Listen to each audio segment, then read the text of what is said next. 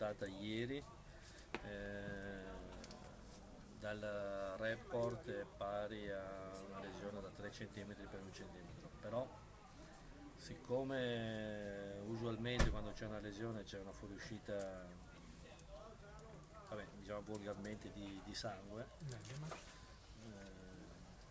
valuteremo nei prossimi giorni di fare un'altra ecografia in maniera tale che forse siano più delineati, più definiti le sezioni della lesione stessa.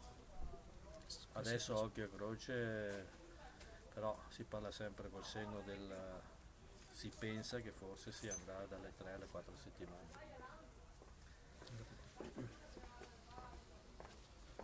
Senti, prima dell'allenamento invece siete rimasti mezz'ora in spogliatoio, c'eri anche tu? Sì. Cosa ha parlato Il tu? mister ha parlato un po' della partita, di come ci Anche si di quel deve... nervosismo che magari si è visto in campo?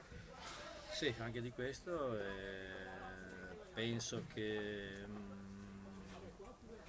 è logico che stiamo parlando di un andamento, cioè di una gara dove l'andamento della gara stessa è stato coincidente con un infortunio di un nostro giocatore e di un'espulsione. È logico che dopo possano anche accadere situazioni un po' di nervosismo, chiamiamolo così.